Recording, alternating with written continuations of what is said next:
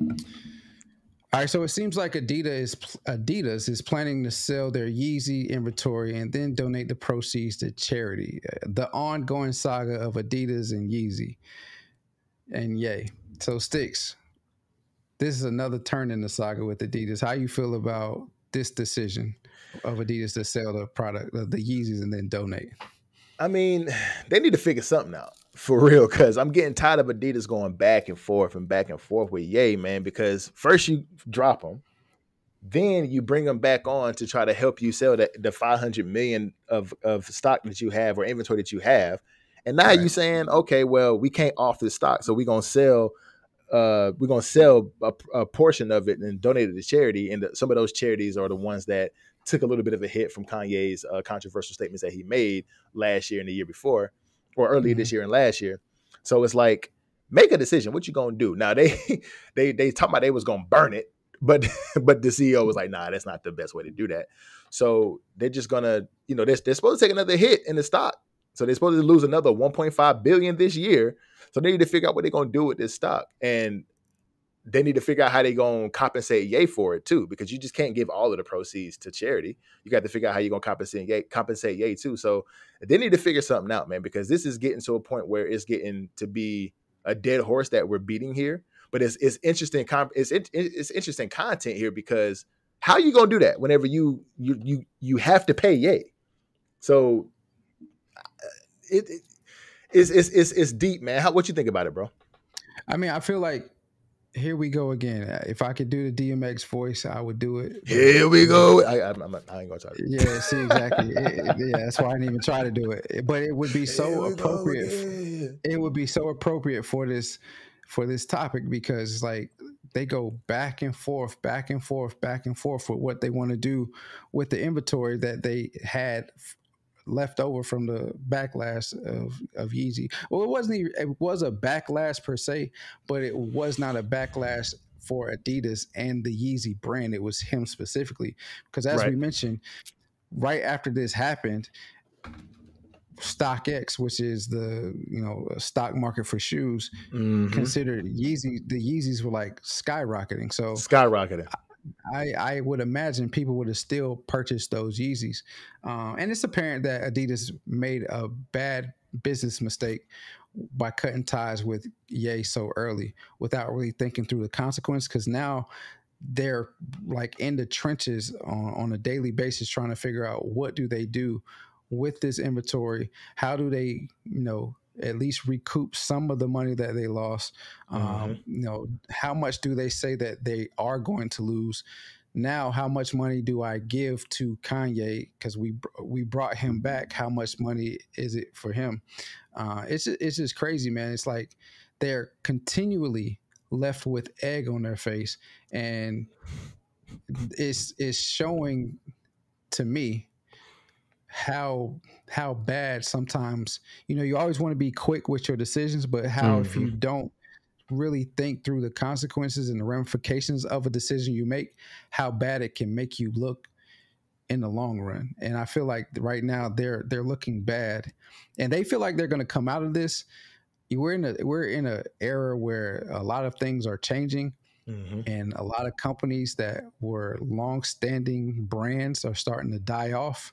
They Mm-hmm. could be in that, and I hope not.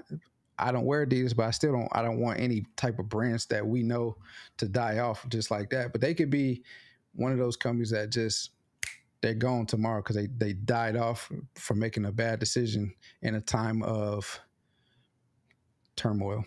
Nah, for sure. I don't think Adidas is going to die off though, because they still got a bunch of athletes that they can turn to as far as being able to sell basketball sneakers, at least. As far But as they're like, not easy. they're not. That's what I was just about to say. But as far Yeah. as the Yeezy brand itself and that cultural impression that Yeezy and Ye made on the shoe on the sneaker game itself, they don't have that kind of pull, right? So, Mm-hmm. but I mean, did, did Ye deserve to be dropped? Most people will say yeah, because he was going Mm-hmm. wild for a minute. He was going wild Yeah. for a minute, talking about all the anti-Semitic things he was saying, and talking about how skinheads and Nazis are his greatest inspiration. And there's a lot of stuff that he was saying that was real crazy. You know what Right. I'm saying? Like he was saying that he was so confident in himself that he can save these things and they can't drop them, and then got Yeah. dropped. So it's But like I would argue, and I think a lot of people would also argue, is they stuck by him when he was saying slavery was a choice and all this stuff 100% against black exactly. people. But then when he says something about Jewish and Nazis and stuff like that, now it's time to drop him. So I mean, again, selective outrage. I think that's the term for this year. Selective I think that is outrage. the term for this year. I think that term is going to go. Chris Rock did something with that, because that term Yeah. is going to go far for years to come, because there is a selective outrage about everything. And this right here, like you said, they pick and chose whenever they stood behind Ye and whenever they didn't want to support him anymore. Right. And the anti-Semitic thing is what really pushed Adidas over the edge to drop him. But now I just don't like the back and forth that they're doing with Kanye. I don't like the back Yeah. and forth.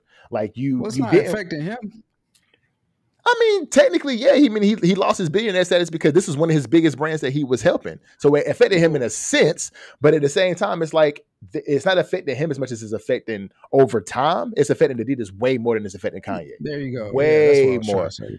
Yeah. Over time, it's affecting them more. And I mean, I don't think they're gonna die down, because I mean, like you said, this is one of the brands that we grew up with. Like, if it wasn't Nike, it was Adidas.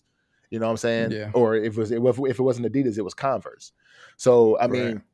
It's one of those things where they're losing traction for sure, because Puma's coming up. You know what I'm saying? So they're signing a lot of basketball players that's making a big impact on the brand and the culture itself. But I just want to know, like, what does the back and forth do for them? Like, they thought about burning. Now they want to donate to charity. Like, you have $500 million in inventory. Like, what are you going to do with it? Like, how are you going to get it off if you're not having Kanye promote it for you and have him help you sell this product? Like, how are you Well, going to I get it don't. off though? Yeah. So I don't think he's going to be promoting it. I just think they now have the ability to sell it because all of that comes from when he was the lead or the ambassador for that line. I mean, I know it's his name, but it's under Adidas, so he's going to be the ambassador for it. So I that's why I said I don't think it hurts him. Yes, it did take away his billionaire status, but he still gets kickback from it now. Whereas if they were to burn it, he gets nothing, and he's no longer a billionaire as well. So it's like a double whammy for him. But I think this only helps him because, as we said multiple episodes ago, he's been out the way, so to speak. You haven't really heard much from him, and people are kind of, I don't want to say they've forgotten about what he's done, but it's not so much he's in the news for saying outlandish stuff. So it's kind of like out of sight, out of mind. But Adidas keeps bringing him up. And now people are like, listen, why y'all keep bringing this man up? If you make up your mind what you're going to do, and then just do it. And so, but my question is, they'll be donating, right? All right, they'll be donating. But what does that really mean? Because no business that's for profit is going to just donate proceeds to anything that they sell just off of a whim, just because they want to be a good Samaritan. I haven't seen that. I mean, I know some of the companies that I've worked for, they got this 1% plan where they donate 1% of their proceeds and their earnings to A charity. charity of their choice. Yeah. 1%. You talking about almost $1 billion that you're gonna donate? Come on now. Facts. But I mean, I think what come in, all that stuff for any company, if you donate anything to charity, it's gonna be a tax write-off. You're gonna get that money right back. And I think what's really, well, they're not gonna get all of it back, but they're gonna get some of it back. But I think what's really motivating them to do this, because just holding on to the inventory itself is hurting them more than it's helping them. So they have to figure out a way to off that product, and giving it to charity, like, selling it or giving it away to charity and having, doing whatever they're going to do with the proceeds. Well, selling it and giving the proceeds to charity is helping them more than hurt, because they get off some of the product, and the money that they donate, they get a percentage back whenever tax time rolls around. So it's gonna help offset some of that 1.5 billion that they're gonna lose, that they're projecting to lose. It's gonna help to offset some of that. I'm not sure how much it's gonna help to offset, but it's gonna offset some of it, so that way they can get some money back for still holding on to this inventory. But if you're only selling, if you got 500 million in inventory that you have still with you, and you only, selling and donating half of the proceeds, then you still got 250 million that you're still holding on to. So what you gonna do with that now? Like it make it. They just need to figure it out, because I think they, just like we've been talking about the theme of this episode, they got ahead of themselves when they let them go, got ahead of themselves again Yep. when they brought them back, and now they're ahead of Yep. themselves again now because they have no idea what to do with this product. They have Well, absolutely no idea what to do with it. I think they also got ahead of themselves when they, trying to get ahead of everything when they said that they expect to lose $1.3 billion last year, and then their stock immediately dropped. And they probably, I know you want to be forthright or you have to be forthright as a publicly traded company, but if you still have the inventory to make up at least 3/4 of that, but you're already going into it saying, well, we're not going to sell it. What you think people are going to say? Oh, you're not going to sell it? Oh, well, I'm selling your stock until you can figure out how you're going to make up this $1.3 billion. 100%. So, yeah, I feel like whoever is the head of that company, they have a lot of soul searching to do. And I'm sure stuff keeps them up at night. I'm sure this whole ordeal with Kanye keeps them up at night. I'm sure that they are cautious with the deals that they get into with athletes and entertainers now, whatever, because they also lost money with Beyonce. That's another entertainer kind of in the same circle. Not so much, but they used to roll in the same circles that they got into a deal with, and they lost not as much money as Kanye, but they lost $200 million. So I'm sure they're real cautious with who they decide to get involved with now, who they will get involved with going forward. But if I was an entertainer or an athlete, I wouldn't even want to get involved with them unless they were signing big checks for me, because it doesn't seem like they are in the right headspace or the right place right now to handle all of these, either backlash or handle these type of personalities and what they have. And Adidas clean cut for the most part, so maybe somebody like a Kanye was not who they needed to be partnered with anyway. And I mean, I know Kanye was trying to get back at Nike, but maybe he should have stayed with Nike. Maybe. But Nike would have dropped them faster than Adidas did. So I mean, maybe not. Maybe not. Think so. But I mean, maybe not. But I mean, at the same time, it's like he's been with Adidas for. How long has he been with Adidas now? I might have to look it up. But he's for quite some time. He's been with them for quite some time. It's had to be at least 7 to 10 years at this point. Yeah. And for the first 6 to 9 of those years, depending on how long he's been with them, everything's been cool. Right. But then over the past years, when he started really wilding out, I mean, he actually kind of went crazy whenever his mom passed. He started doing a lot of crazy stuff. But as far as him being super duper public with what he thought and what he was saying, that's whenever all of the backlash started coming out. It's been over the past 2 years. I think he made that slavery was a choice comment like 2 years ago, 2 maybe 3 years ago. It was 2000. I think it was 2016. 2000. It was around an election time, so it might have been like you're right 2018 19. Yeah, you're right. Yeah, but I mean, it just they need to figure something out, man. Like you said, they're not in the right headspace to handle maybe like bigger stars like the Ye's and like the Beyoncés of the world, because of the controversy that might come, because of the attention that surrounds them and what they might say come off as controversial, and then now you got to make a decision on whether or not you want to still keep them. But yeah, shit, Adidas, come holler at Too Complex. We ain't saying nothing crazy. I think Adidas' real issue is that they spend all of this money with these entertainers, with these athletes, but they don't put the marketing behind it. I agree. So like Kanye, his shoe with Nike was well received, and then because Nike wouldn't offer him a type of contract he wanted, then he moved to Adidas. Well, that hype came over from Nike to Adidas. Mm-hmm. And so, it just kept building and building and building with the different types of was shoe silhouettes that came out. And so it's like they never really put that marketing behind Ye. It was Ye doing all of it with the records he sell, or with the dropping of with the different antics that he was doing in videos, in award shows, going to Paris, doing this and that. And so I think the real root cause of their issue is they put so much money into Kanye, but they were not putting marketing dollars behind Kanye.